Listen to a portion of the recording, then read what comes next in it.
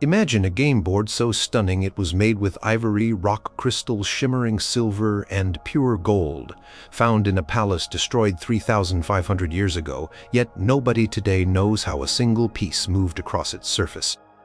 Picture ancient Egyptians carefully crafting a game shaped like a coiled serpent, its path spiraling towards the center, but the purpose of the journey and the rules of play have vanished like desert mirages. Thousands of years ago, people in what is now Pakistan rolled carefully carved dice and moved pieces on terracotta boards, leaving behind the tools of their amusement but not the instructions.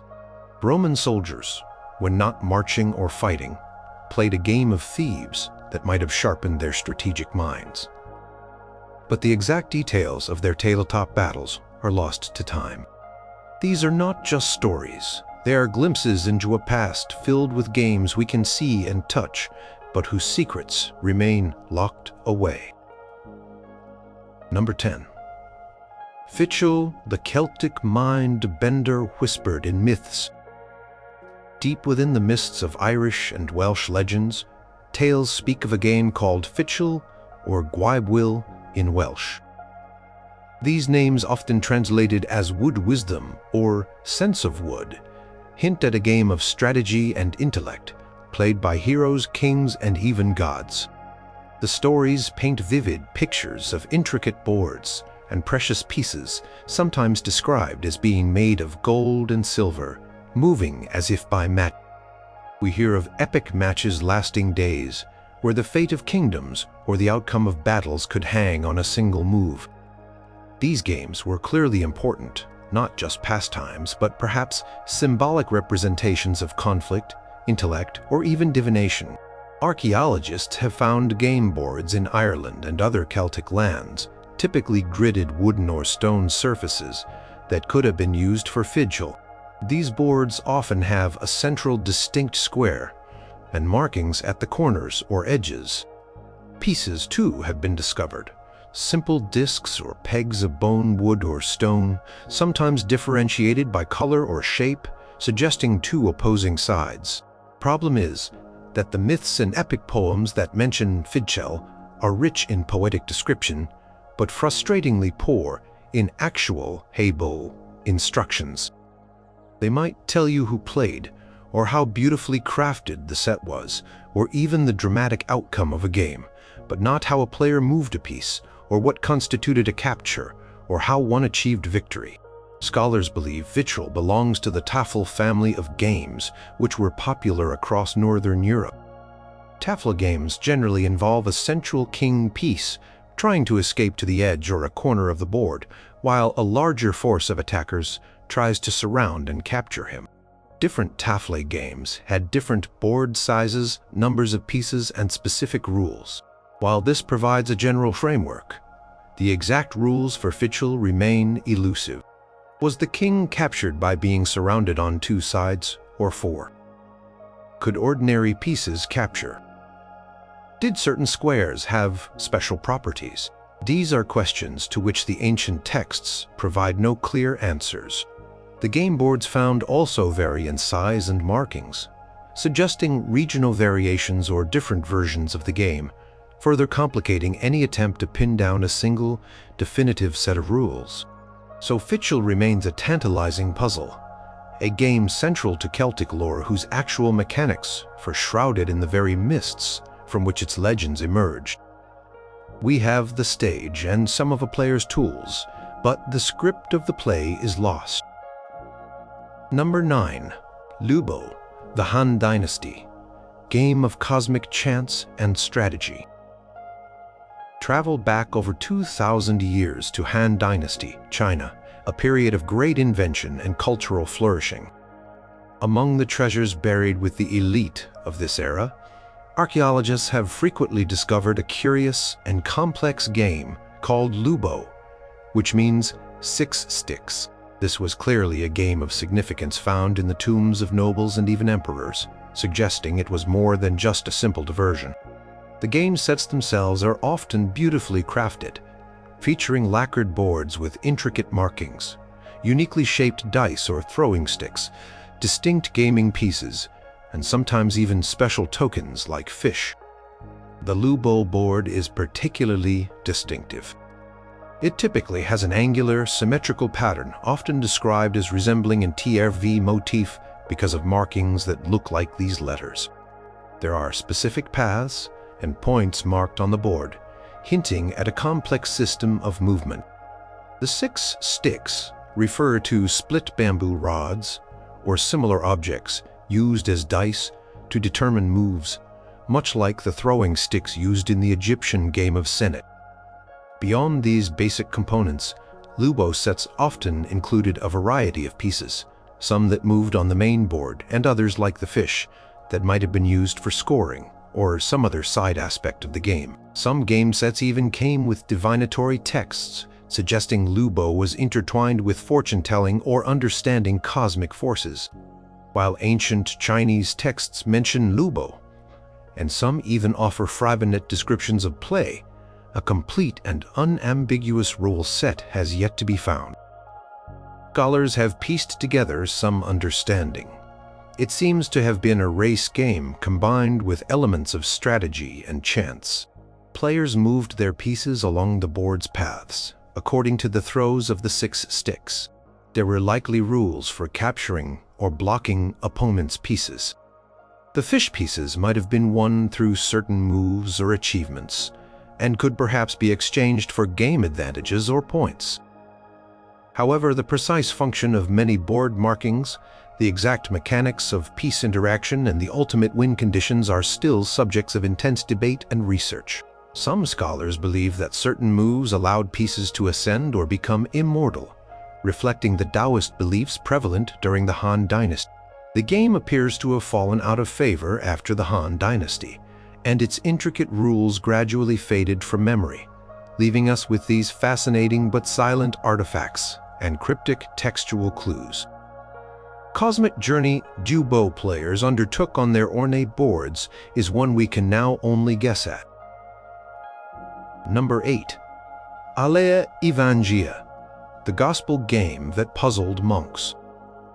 Imagine a massive game board, a grid of 19 by 19 squares, discovered within the pages of an 11th century Anglo-Saxon manuscript from an English monastery. This is Alea Evangelii, which translates from Latin as Game of the Gospels or Gospel Dice.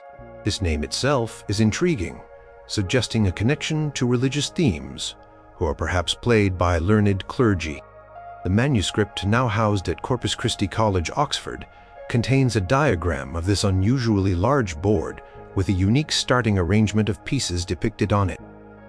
Pieces are shown as simple dots, distinguished perhaps by color or markings not preserved in the simple drawing, laid out in a distinctive cruciform pattern with a central king piece and his defenders surrounded by a much larger attacking force.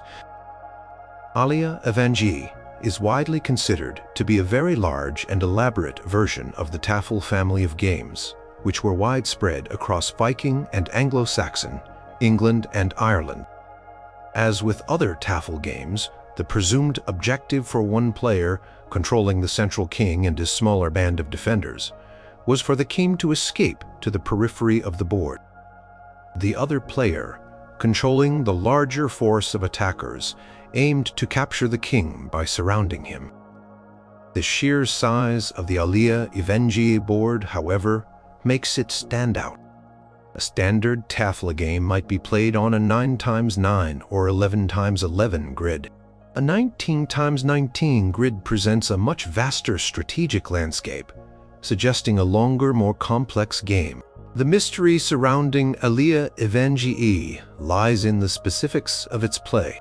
While the general Tafl principles likely apply, the manuscript provides the board layout and the Latin text that enigmatically connects the game's setup to biblical numbers and figures, but it does not provide the rules of movement, capture, or the exact conditions for the king's escape on such a large board.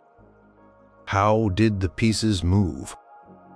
Were they all uniform in their movement, like rooks in chess, or did different types of pieces have different capabilities? How was the king captured, surrounded on 2 sides or 4? Did the attackers have to capture a certain number of defenders before the king could be threatened? The accompanying text, unfortunately, focuses more on numerological symbolism than on practical camel instructions. It attempts to link the arrangement of pieces to apostles, evangelists, and other Christian concepts, leading some to believe the game was used as a tool for religious contemplation or instruction, its keylode perhaps secondary to its symbolic meaning for the monks who possessed. Whatever its purpose, the precise way this gospel game was played remains a fascinating historical puzzle, a grand strategy game of the Dark Ages, whose full tactics are lost to us. Number 7. Hounds and Jackals. The Egyptian race threw 58 holes. Another intriguing game from ancient Egypt, often found alongside the more famous Senet, is a game commonly known today as Hounds and Jackals, or sometimes 58 holes. This game dates back to the Middle Kingdom of Egypt, around 2000 BC, and its popularity spread across the Near East with examples found in Mesopotamia, Anatolia, and the Levant, indicating a wide cultural reach. The game gets its modern name from the beautifully carved playing pieces that often accompanied it, typically 5 pegs with hound heads and 5 with jackal heads. These pieces suggest 2 players, each with their own distinct set. The board itself is quite distinctive and unlike the gridded boards of Senet or chess. It usually consists of a shield-shaped or palm leaf-shaped surface, with 2 sets of 29 holes drilled into it, making a total of 58 holes, though some boards have slightly fewer. These holes form a track, usually with a larger shared hole or area at one end, often decorated with a palm tree or a shen ring, a symbol of eternity. 2 tracks of holes run roughly parallel before converging towards this shared final point. Some holes along the tracks are often specially marked with hieroglyphs, like Nefer, good, or linked by incised lines, suggesting shortcuts or special actions.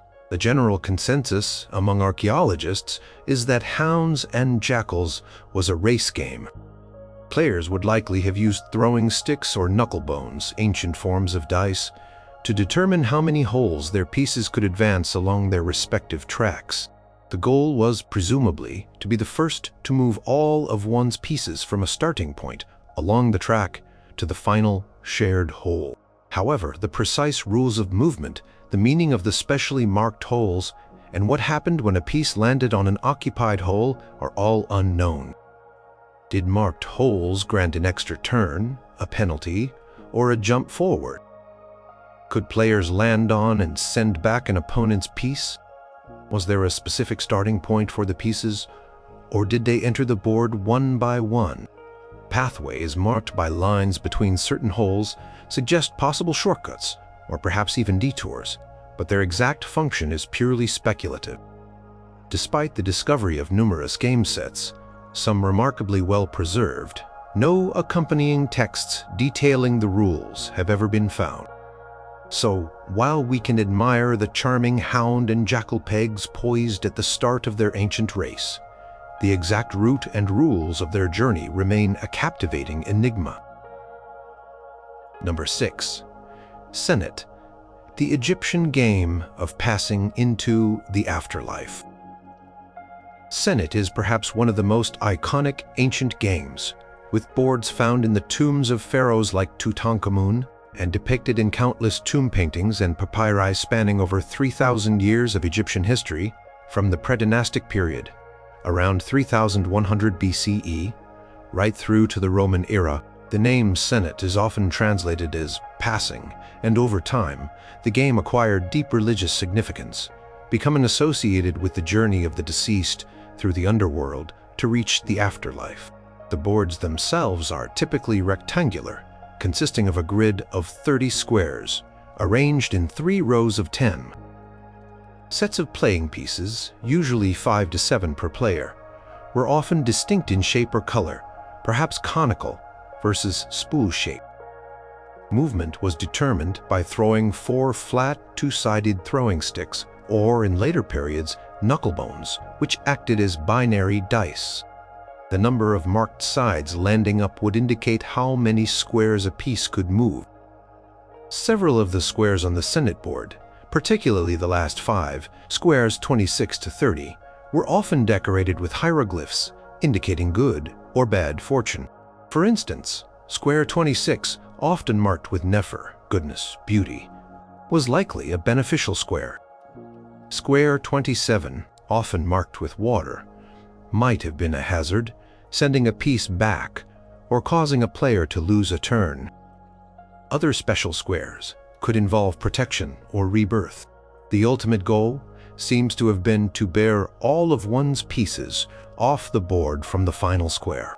The great puzzle with Senate is that despite its immense popularity and the wealth of archaeological evidence, no definitive, unambiguous set of rules written by the ancient Egyptians themselves has ever been discovered. What we know about how to play Senate is based on scholarly reconstructions.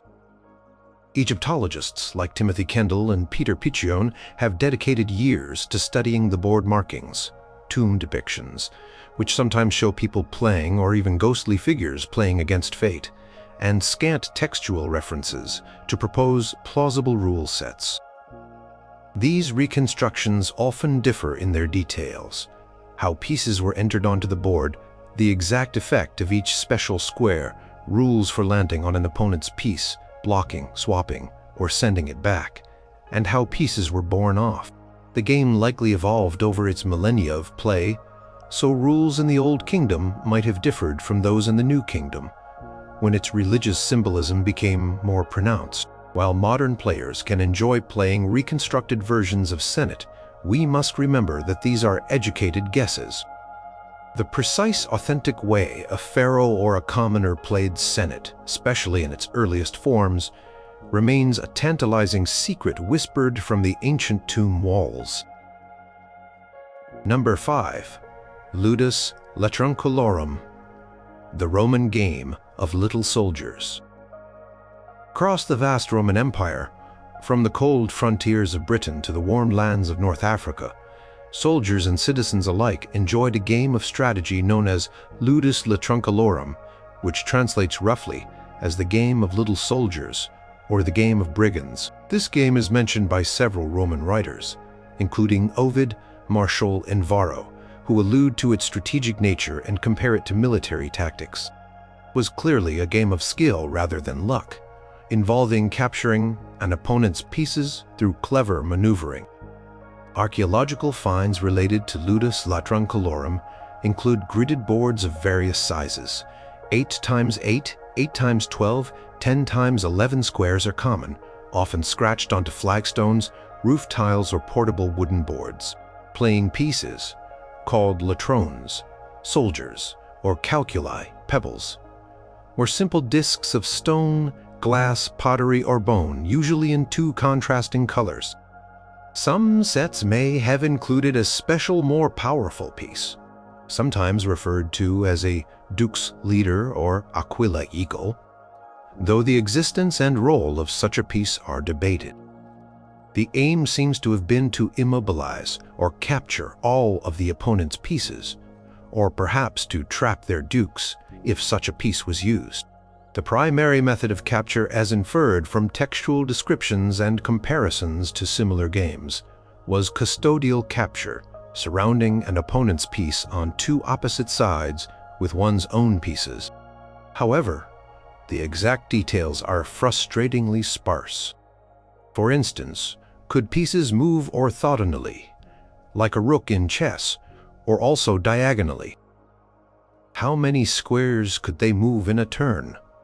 1 or any number of unobstructed squares. Did all pieces move the same way? If there was a duke's piece, did it have special movement or capture abilities, and was its capture the primary objective like a king in chess? Some scholars suggest that pieces could not move onto an already occupied square, and that blocking an opponent's pieces to prevent them from moving was a key strategy. Varro mentions that to win, you must trap all your opponent's pieces, which implies a game of complete annihilation or immobilization. The Roman writers who mentioned the game unfortunately assumed their readers already knew how to play, so they offer tantalizing hints and metaphors rather than a clear instruction manual. Modern attempts to reconstruct Ludus Latrunculorum have produced several playable versions, but the authentic strategies and fine points practiced by Roman legionaries remain a compelling historical mystery. Number 4. Peteia. The ancient Greek game of calculated traps. Long before the Romans played Ludus Latrunculorum, the ancient Greeks engaged in a similar board game of strategy called Peteia, or sometimes polis, cities. This game is mentioned by illustrious figures such as Plato, who in his Republic compares the unskilled philosopher to a bad Peteia player cornered by an. Aristotle also alludes to it. These references indicate that Peteia was a well-known game of skill, requiring foresight and tactical thinking much like modern drafts, checkers, or chess. The game was popular enough that scenes believed to depict Peteia play or similar board games appear on Greek pottery. One famous example is an amphora showing the heroes Achilles and Ajax deeply engrossed in a board game during a lull in the Trojan War. Peteia was played on a gridded board, though the exact size could vary. Players used a number of pessoi, stones or counters, usually of 2 different colors, one for each player. The objective, as far as can be gleaned from ancient sources and scholarly analysis, was to trap the opponent's pieces. Piece was considered trapped and thus removed from the board or immobilized when it was caught between 2 of the opponent's pieces in a straight line, either horizontally or vertically. This is known as custodial capture, similar to what is proposed for Ludus Latrunculorum and seen in some versions of Tafl games. However, many crucial details of Peteia's keyloke are missing or debated. What was the standard board size? How many pieces did each player start with? And what was their initial setup on the board? How did the pieces move, one square at a time? Like in drafts, or could they move any number of unobstructed squares, like a rook in chess? Could pieces jump over other pieces? Were there different types of pieces with different abilities? Plato's reference to being blocked, apollumenestai, apollumbenestai, so that one cannot make a move, suggests that immobilizing the opponent was a key tactic, perhaps even a win condition if all of an opponent's pieces were blocked. Despite its evident popularity and the high regard in which it was held as a game of intellect, no complete rule set for Peteia has survived from antiquity. We have the philosophical endorsements and the scattered archaeological clues, but the precise art of Greek Peteia strategy remains largely a matter of educated reconstruction and informed speculation, a mental battlefield whose ancient tactics are not fully mapped. Number 3. Indus Valley Games. The 4,500-year-old dice rolls of a lost civilization. In the dusty archaeological sites of Mohenjo-Daro and Harappa, the great cities of the Indus Valley, civilization that flourished some 4,500 years ago in what is now Pakistan and northwest India, excavators have unearthed intriguing evidence of board gaming. Among the sophisticated urban planning, standardized bricks, and mysterious undeciphered script, they found numerous small, carefully crafted artifacts that clearly point to a love of games. These include cubical dice, almost identical in form to modern dice, with dots arranged to mark numbers from 1 to 6. Interestingly, the Indus dice often have the 1 opposite 2, 3 opposite 4, and 5 opposite 6, a different configuration from the modern standard where opposite faces sum to 7. Alongside these dice, archaeologists have discovered various types of gaming pieces or counters made from terracotta, stone, shell, or faience. These pieces come in different shapes: conical, disc-like, or zoomorphic, shaped like animals. Perhaps most tantalizingly, several terracotta slabs incised with grids or patterns of squares have been found, which are widely interpreted as game boards. Some of these boards are simple grids, while others have more complex arrangements of squares or holes, suggesting different games might have been played. Presence of both dice and distinct pieces strongly implies that these were games involving both luck from the dice rolls and strategy in moving the pieces on the board. Profound mystery here is that while we have the physical components, the dice, the pieces, the boards, we have absolutely no textual information from the Indus Valley civilization explaining how these games were played. Their script, found on seals and pottery, remains undeciphered, so it offers no clues. We don't know the names of their games, the objectives, the rules of movement, or how many players could participate. Were they race games? Were the first to move all pieces to a finish line won? Were they battle games, involving the capture of an opponent's pieces? Or perhaps they were alignment games, where the goal was to get pieces into a certain pattern. Some scholars have noted similarities between certain Indus board patterns and later Indian games like Pachisi, the ancestor of Ludo, or Ashtapada, suggesting a possible lineage, but these connections are speculative and unproven. The Indus people were clearly rolling dice and moving counters across boards thousands of years ago, enjoying moments of leisure and competition, but the specific rules and the thrill of their ancient games are completely lost to us, a silent testament to a playful past we can only imagine. Number 2. The Knossos Game, a royal mystery in ivory and gold.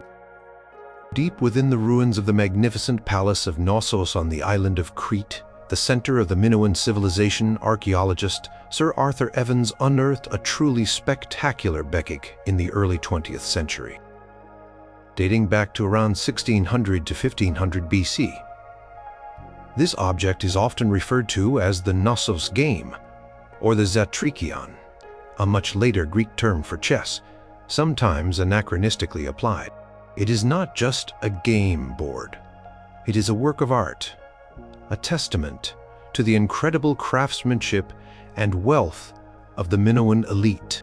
The board is a large rectangular plaque, exquisitely inlaid with ivory, rock crystal, blue glass paste kyanos, and adorned with silver and gold leaf.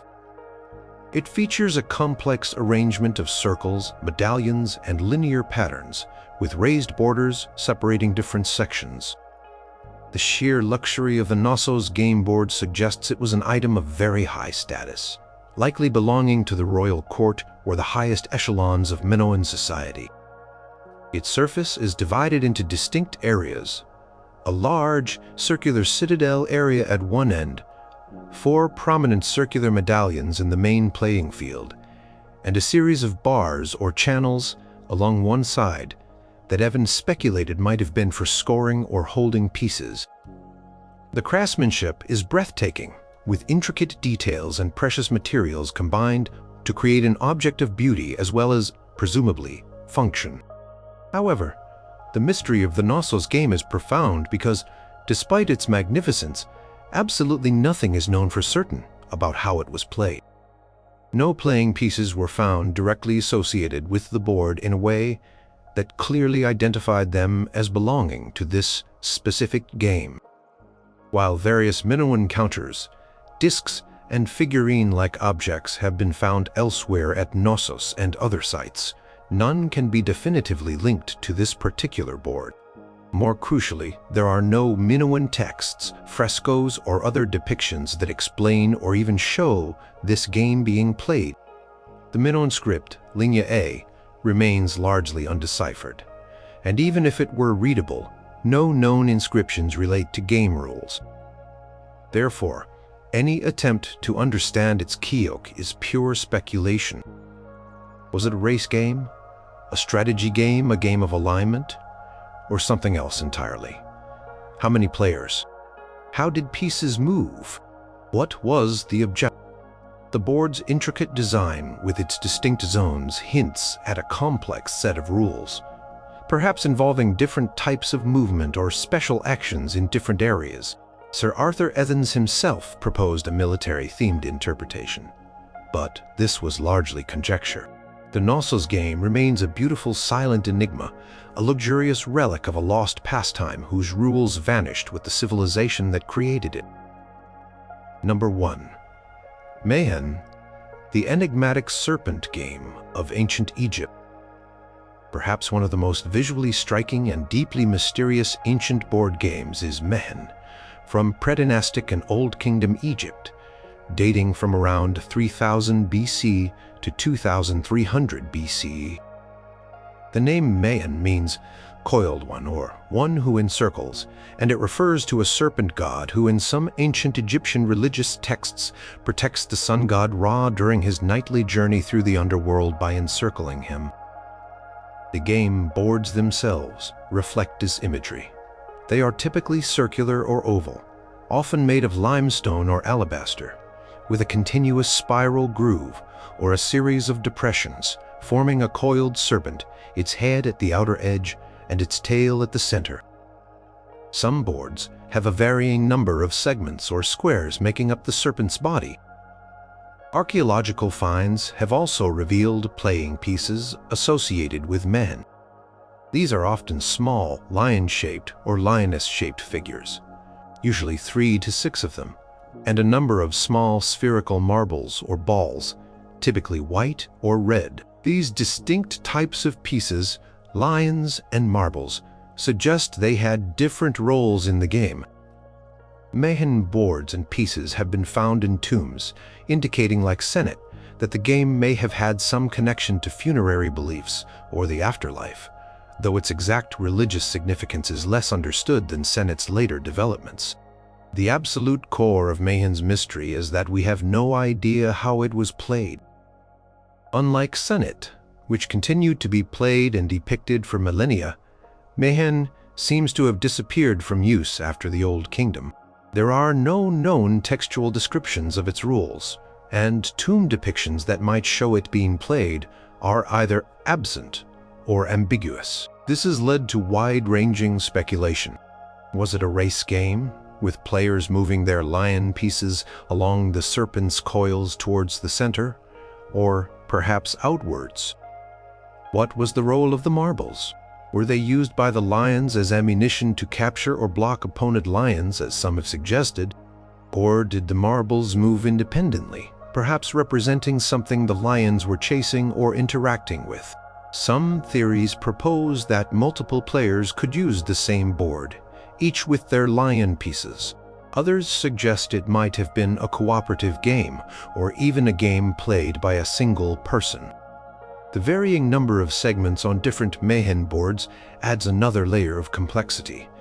Did this affect the Kalium or the number of players?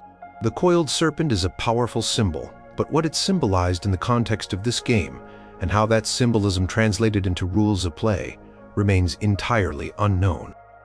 Mehen slithered out of use thousands of years ago, taking its secrets with it, leaving behind only its beautifully enigmatic boards and pieces as a silent challenge to our understanding.